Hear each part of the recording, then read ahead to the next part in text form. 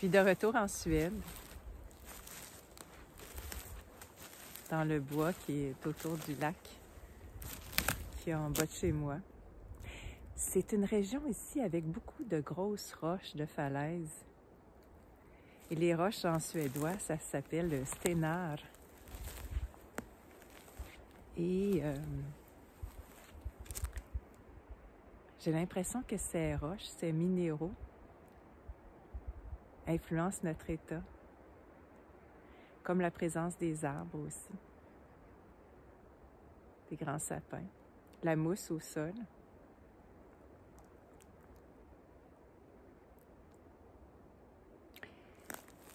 Ça m'influence moi.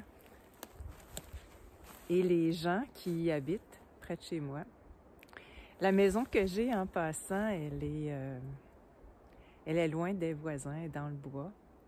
Mon premier voisin, d'un côté, est à 800 mètres, puis l'autre est à 1 kilomètre, et j'adore ça. J'ai toujours rêvé de vivre dans la nature, entourée de ces arbres.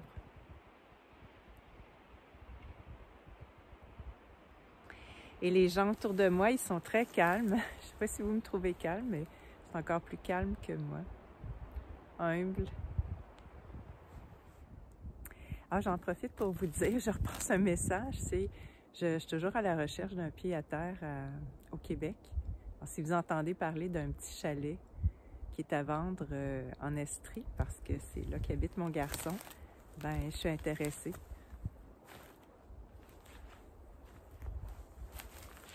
Alors, c'est une vidéo que je fais pour annoncer certains événements qui s'en viennent. D'abord, une tournée, une virée au Québec en juin, qui allie conférences, fêtes, repas partagés,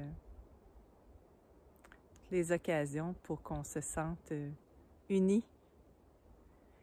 Je trouve ça intéressant parce que, bon, une autre annonce là, que je fais, mais c'est vraiment une primeur, c'est que le 24 juin, il y aura une prise 2 qui va se faire en Beauce cette fois-ci. Et c'est la fête qui unit nos cœurs. On a tous une opinion, une vision, des actualités, mais aussi une construction du monde qui est influencée par l'information. Mais est-ce si important que notre capacité de voir en chacun des autres un humain qui vit souvent les mêmes crises existentielles que nous, qui a ce même besoin d'aimer et d'être aimé, qui a des capacités qu'il ignore, qui est passé par une histoire différente, mais quand même des choses qui se ressemblent, qui étaient formatées, conditionnées, programmées, et qui joue bien son jeu de société. Mais au-delà de ça, il y a quelque chose de plus important, c'est ce qui nous unit, ce qui fait qu'on peut reconnaître dans l'autre quelqu'un qui nous ressemble dans le cœur. Alors, c'est ça le 24 juin, ça va avoir lieu en Beauce. Je vais vous apporter les détails dans les prochaines vidéos, tout comme les villes où je vais aller au Québec. Et la conférence, donc je vais vous en parler aussi plus tard, mais elle porte sur la vie et l'amour. Parce que j'ai envie de pousser notre réflexion sur la vie. Qu'est-ce que c'est? Sur ces capacités qu'on a et qu'on utilise certains, peut-être inconsciemment, et d'autres qu'on connaît peu, mais qu'on a à découvrir. La vie, encore une fois, en comparaison à ce jeu de société. J'ai envie qu'on comprenne encore mieux nos conditionnements. Je me dis qu'un jour, si on comprend ça assez bien, on va arrêter de se faire prendre au jeu. Pour m'amuser, je réalisais qu'il y avait, on pourrait dire, des joueurs compulsifs ou des joueurs pathologiques. Puis c'est juste pour m'amuser parce que je me disais que dans notre processus, on a tellement de couches à enlever, puis on peut se retrouver à encore s'attacher à ce jeu.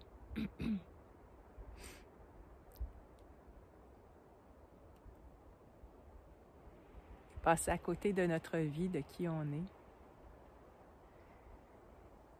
Je veux aussi parler d'amour parce que il y a mon livre qui va sortir dans quelques semaines. Il est prêt, il est fini.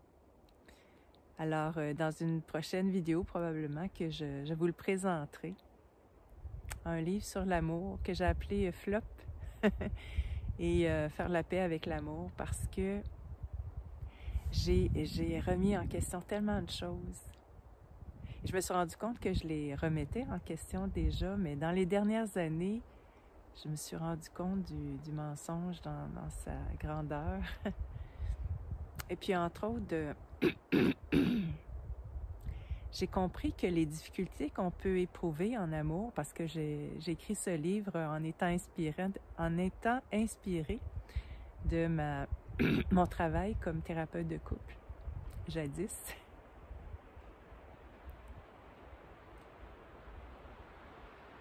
Que nos difficultés reposent entre autres parce que les modèles qu'on a essayé d'appliquer, ça ne tient pas compte de notre évolution. C'est-à-dire on essaie d'appliquer quelque chose qui fonctionnait il y a longtemps, mais qui ne marche plus maintenant. Et j'ai voulu dire que l'amour, c'est pas ce qu'on pense. Comme le bonheur, c'est pas ce qu'on pense. Comme la vie, c'est pas ce qu'on pense.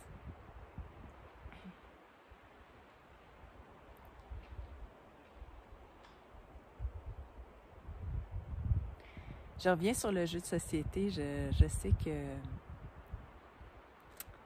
c'est tant mieux. Il y a de plus en plus de gens qui s'y intéressent moins et surtout qui ne suivent plus les informations. Je me rends compte que c'est même pas tellement le contenu des informations qui nous influence, mais les informations qui prennent tellement de place dans notre vie et on construit notre vision du monde à partir d'elles. Et j'ai envie de poser des questions à certaines personnes. J'ai envie de leur demander si elles croient que l'information qu'elles reçoivent, tout le monde la reçoit. Pensez-vous vraiment que quand vous recevez une nouvelle qui vous réjouit, parce qu'enfin la vérité va être connue, pensez-vous que les autres reçoivent cette information-là? Tous les autres? Pensez-vous qu'ils reçoivent d'autres informations? Pensez-vous que les politiciens qui sont placés là en haut là, de l'échelle de ce système de représentation politique, pensez-vous que ces gens-là, ils racontent des mensonges des fois? Pensez-vous que c'est des gens honnêtes? Pensez-vous que les décisions qu'ils prennent, tous les papiers qu'ils signent, les lois qui sont votées, pensez-vous que ça va vraiment changer quelque chose? Puis là, vous allez peut-être dire, ouais, mais au moins, ça se sait. Au moins, on en parle. Ben c'est ça. Posez-vous la question, est-ce que les algorithmes sont en jeu là, de ce temps-ci? Est-ce que vous en entendez parler? Que les autres en entendent parler? Tout le monde? Qu'est-ce qu'ils entendent parler, les autres? On ne sait pas grand-chose parce qu'on n'est pas avec eux, on n'est pas... on ne fait pas partie du comité de crise, on ne fait pas partie du comité qui décide, qui planifie ce qui se passe. Donc, on ne le sait pas, mais on peut au moins... On ne sait pas pourquoi ils font ça, pourquoi ça marche comme ça. Mais on peut se poser la question des effets. Quel effet ça provoque en nous?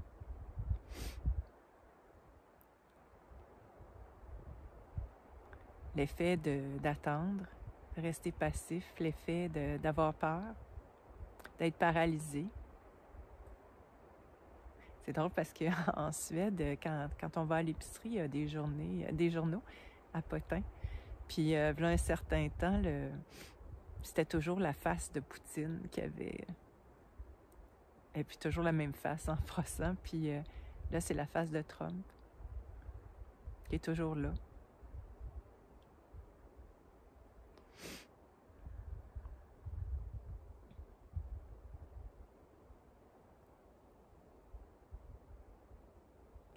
J'aimerais vraiment nous aider à voir les choses, à comprendre les choses à un deuxième niveau, pas au premier niveau, c'est-à-dire ce qu'ils disent, ce qu'ils font, c'est la réalité, mais plutôt prendre du recul, un peu comme on dit, là, quand on est collé sur l'arbre, on ne voit pas la forêt, mais prendre du recul pour comprendre ça, se détacher aussi, puis se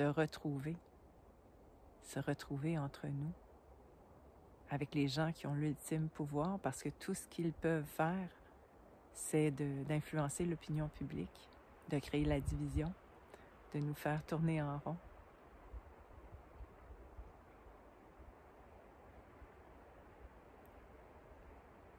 Je trouve ça important quand même de rementionner ça, même si la question qu'on doit se poser, c'est bien plus, c'est qu'est-ce qu'on fait maintenant pour redécouvrir qui l'on est, pour redécouvrir la vie.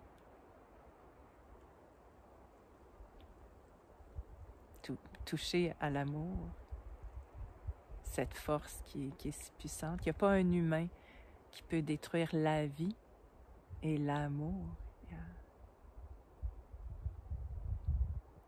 Et dans le fond, je pense que les messages que je cherche à passer dans mes interventions, c'est d'une part, c'est ça, quand on sait qu'on sait pas grand-chose dans le fond, parce que c'est pas ça qu'on a appris à l'école, parce que notre attention a été tout le temps dirigée vers quelque chose qui est relativement futile. Le jour où on va mourir, ben, on sait pas grand-chose. Alors, c'est une occasion de recommencer à penser par soi-même.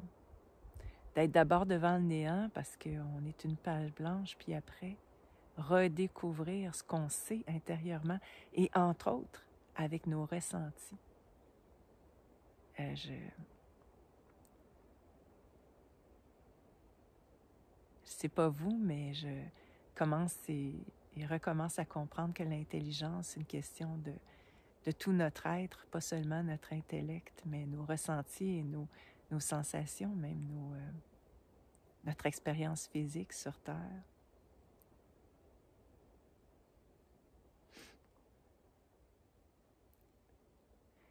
Une autre chose que je pense que je porte dans mes messages, c'est retrouvons-nous,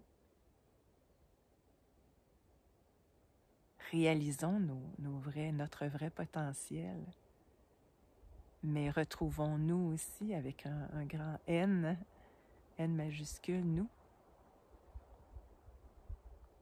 ensemble. Voyons clair dans le jeu qui veut nous diviser. Et ça fonctionne. Mais pas pour tout le monde. Ça m'impressionne tout le temps comment j'arrive à rencontrer des gens lucides parmi tout le monde. J'arrive du cinéma. Il y a un petit cinéma dans la ville où je suis. J'aime ça parce qu'il y a Lara Svenska, il y a Tita Filmen, il y a Prata Met Maniskoa. J'ai un super fort accent, mais ce que je dis, c'est que j'apprends le suédois en regardant des films, puis il y a Träffa Maniskoa, quand je rencontre des gens.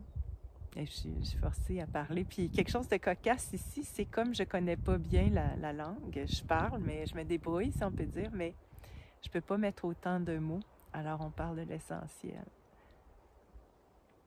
Mais dans ce cinéma, après, quand c'est l'après-midi, ils servent un café et puis un fika pour que les gens se rencontrent. Quelle attention, quelle gentillesse. Je suis pleine de reconnaissance de cette, c'est pas une tradition, mais de cette façon de faire. Puis en passant, c'est ça, en Suède, il y a quand même, c'est un pays traditionnel. La Pâques arrive, puis j'en profite pour vous souhaiter joyeuse Pâques, mais Pâques arrive, puis même ils célèbrent ça. Et entre autres, il y en a même qui se déguisent et qui habillent les arbres de couleurs. Il y a plein de décorations de Pâques, comme il y a plein de décorations quand arrive Noël.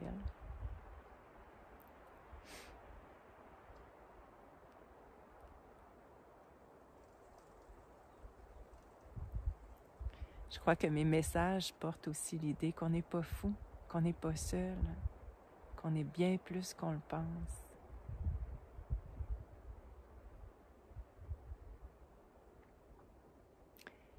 Ils nous disent comprenons les choses, qui veut dire prendre avec soi, comprendre les choses.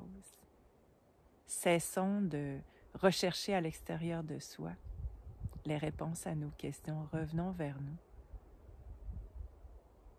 Comprenons que ces informations ont un effet sur nous. Allons au-delà de l'opposition. Une opposition qui n'est vraiment pas fonctionnelle sur le plan politique, comme ce ne serait pas dans une entreprise qui gérerait par opposition en deux clans, toujours les uns contre les autres, voyons. L'opposition et les conditionnements qui nous font dire « Ah, c'est pas possible, c'est pas possible de... La démocratie, c'est une opposition, c'est pas possible de vivre sans argent, c'est pas possible de s'émanciper, c'est pas possible de se retrouver, d'aller au-delà de la division. » Ce conditionnement, soyons-en conscients, puis allons au-delà et là où tout est possible.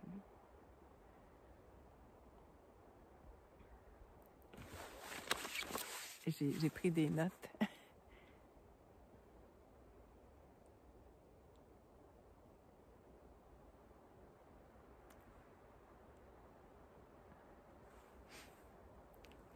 Peut-être que je vais terminer avec ça, c'est...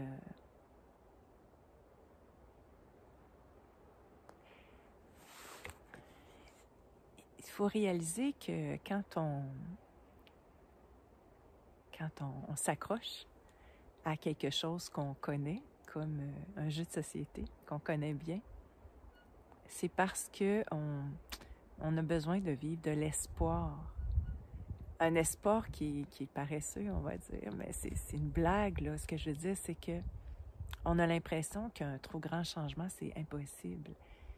Alors que, moi je l'ai déjà dit, c'est par petits pas qu'on peut changer les choses, un peu comme un arbre ou une plante qui pousse tranquillement, progressivement. Mais l'espoir, il est important pour tout le monde. J'ai écrit Malade et heureux et j'ai compris à ce moment-là qu'on ne peut pas enlever l'espoir même à quelqu'un qui meurt. Cette personne, elle a besoin de croire qu'aujourd'hui ça va aller mieux, que ses enfants vont venir la voir ou qu'au-delà de la vie, il y a quelque chose d'extraordinaire, ce qui est vrai. J'en ai aucun doute. Mais l'espoir, on en a besoin. Mais ce que je veux dire, c'est que ce qu'on ne réalise pas et qu'on va réaliser ensemble, c'est qu'on peut avoir de l'espoir et la confiance dans la vie, bien plus qu'on peut l'avoir en une personne, en une organisation.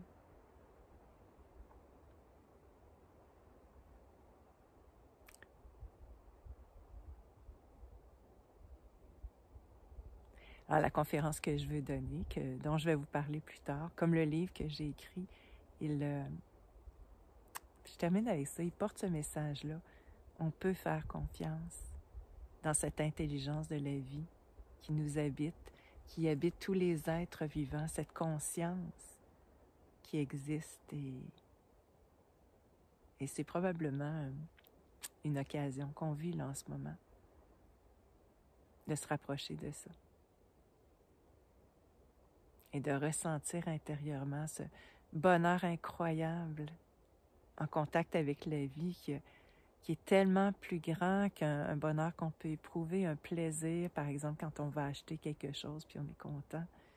Ce bonheur-là, il est tellement différent. Il vaut la peine d'être connu dans notre vie. Et cette confiance qui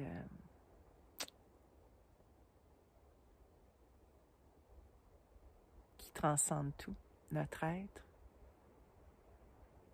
qui fait qu'on se sent unis entre nous, mais aussi à la vie, à ce qui nous entoure. Quand on s'y intéresse un peu, quand on creuse, quand on prend le temps, quand on porte notre attention à cette vie-là, elle apparaît. Et là, on a l'impression de comprendre autrement, de connaître, de naître avec la vie. Voilà, c'est ce que je voulais vous dire dans cette vidéo. Alors, à bientôt.